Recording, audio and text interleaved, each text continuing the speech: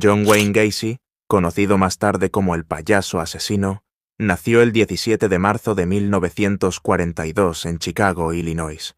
Desde muy pequeño, su vida estuvo marcada por un entorno familiar complicado que influyó profundamente en su desarrollo psicológico y emocional. Gacy fue el segundo de 3 hijos en una familia de clase trabajadora. Su padre, John Stanley Gacy, era un hombre autoritario y alcohólico que lo maltrataba tanto física como verbalmente. Gacy era constantemente llamado débil o maricón por su padre, comentarios que minaron su autoestima desde muy temprano. A pesar de esto, Gacy buscaba desesperadamente la aprobación paterna, que nunca llegó.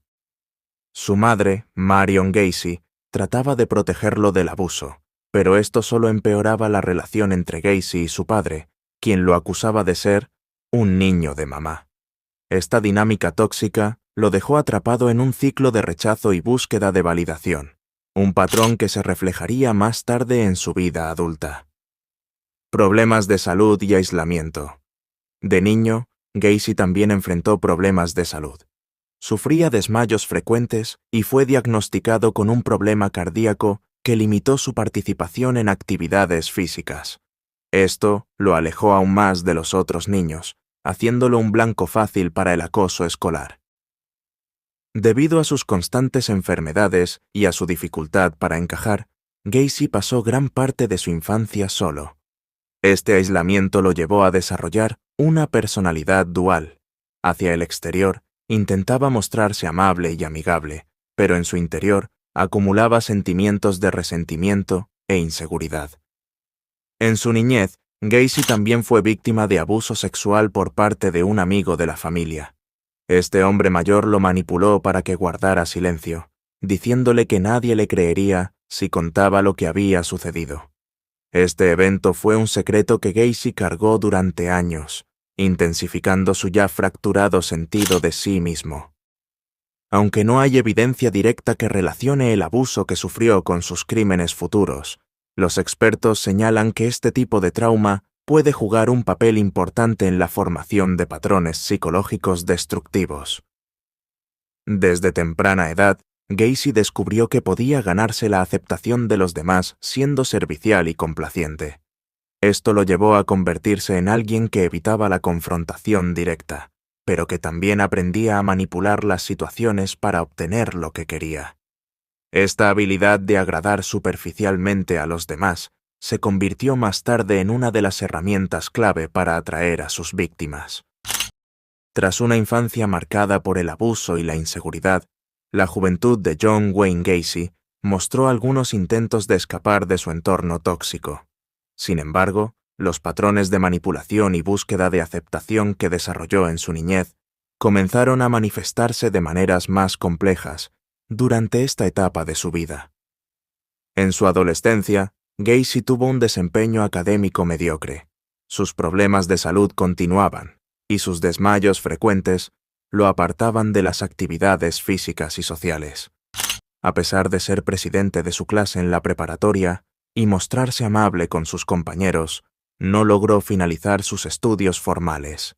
Su falta de un título universitario fue un obstáculo para alcanzar sus ambiciones, pero Gacy era tenaz y buscaba maneras de destacar. A los 20 años, Gacy dejó su hogar en Chicago para mudarse a Las Vegas, donde consiguió trabajo en una funeraria. Este periodo fue breve pero significativo. En su empleo, Gacy asistía en la preparación de cadáveres y, según confesó más tarde, llegó a experimentar una atracción morbosa hacia un cuerpo masculino mientras trabajaba en la funeraria. Aunque esto le causó confusión y vergüenza, también marcó el inicio de sus conflictos internos con su sexualidad y sus impulsos oscuros. No pudiendo manejar la situación emocional, regresó a Chicago después de solo unos meses. Allí, comenzó a buscar una nueva vida lejos de las experiencias traumáticas que enfrentó en Las Vegas.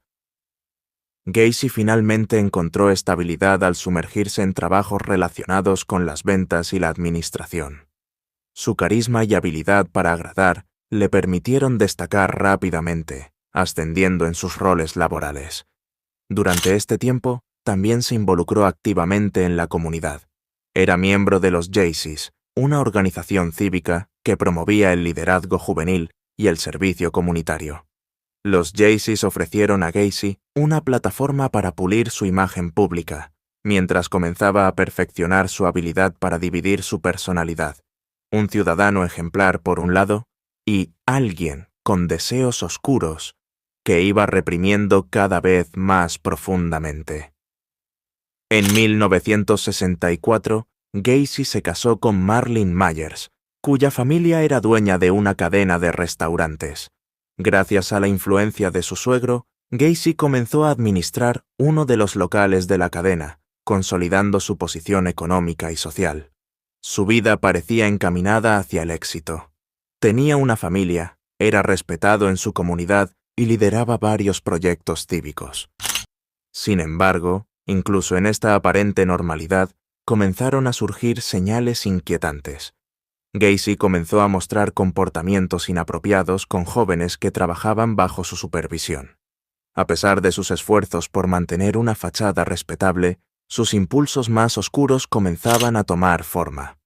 En 1968, Gacy fue arrestado por primera vez en Iowa, después que un joven de 16 años lo acusara de agresión sexual. Aunque inicialmente negó los cargos, más tarde se descubrió que había sobornado a otros jóvenes para que testificaran a su favor. Finalmente, Gacy fue condenado a 10 años de prisión, pero cumplió solo 18 meses antes de ser liberado por buen comportamiento. Este periodo marcó un cambio crucial en su vida. Aunque su imagen pública había sufrido un golpe, Gacy regresó a Chicago decidido a reconstruir su reputación, esta vez con mayor cuidado para ocultar sus verdaderos deseos. Tras su liberación en 1970, John Wayne Gacy regresó a Chicago decidido a reconstruir su vida y recuperar la imagen de ciudadano respetable. Pero debajo de esa fachada de normalidad, su lado oscuro seguía creciendo, preparando el terreno para convertirse en uno de los asesinos en serie más aterradores de la historia. Gacy se instaló en Norwood Park, un tranquilo suburbio de Chicago, y se dedicó a reconstruir su reputación.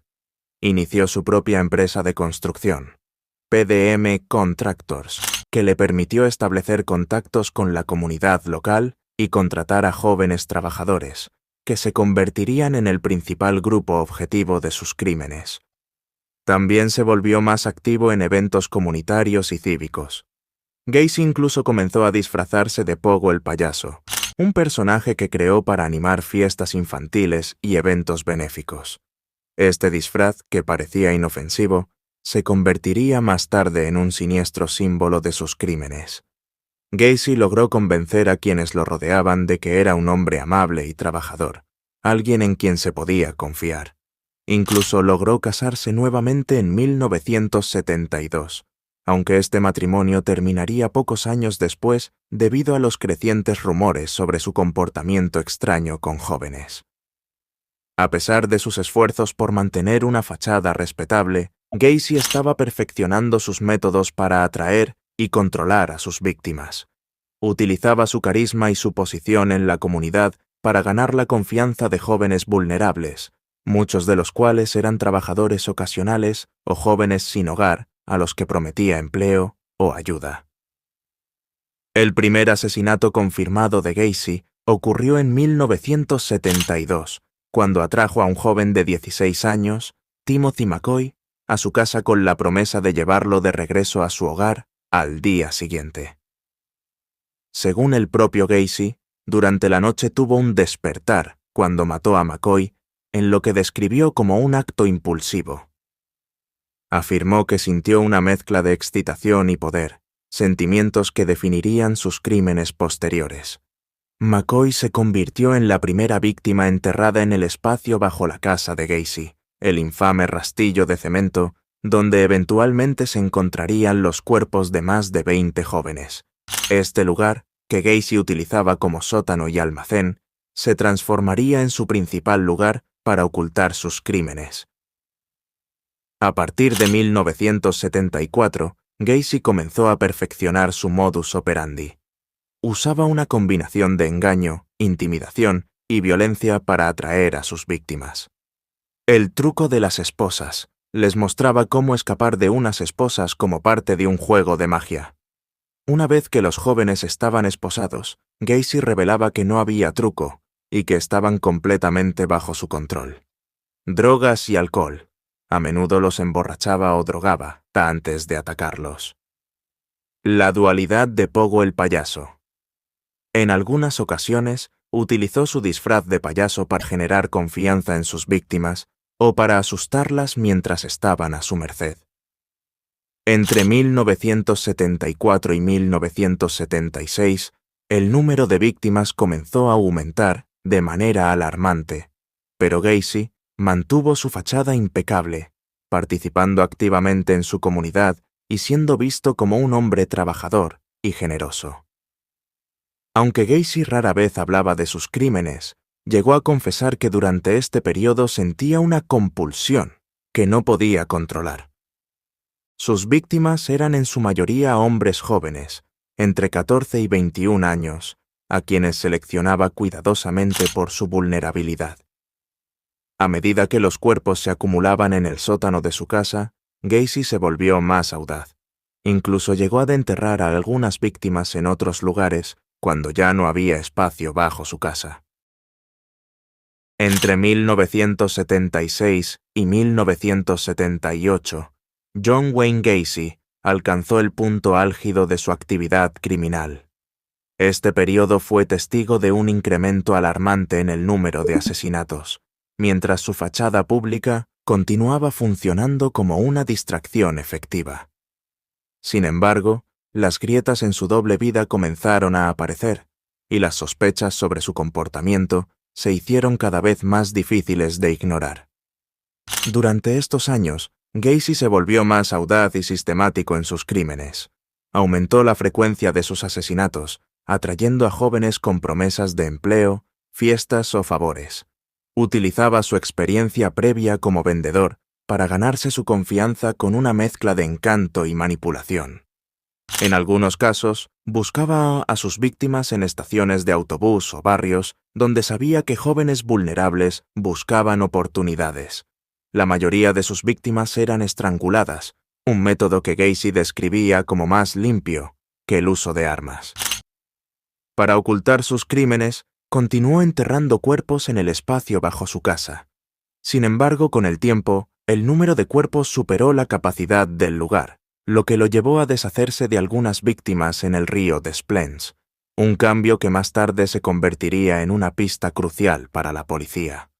Aunque Gacy era experto en mantener una apariencia normal, algunas personas cercanas a él comenzaron a notar comportamientos extraños. Los olores persistentes. Algunos conocidos y trabajadores de su empresa se quejaron de un olor desagradable en su casa.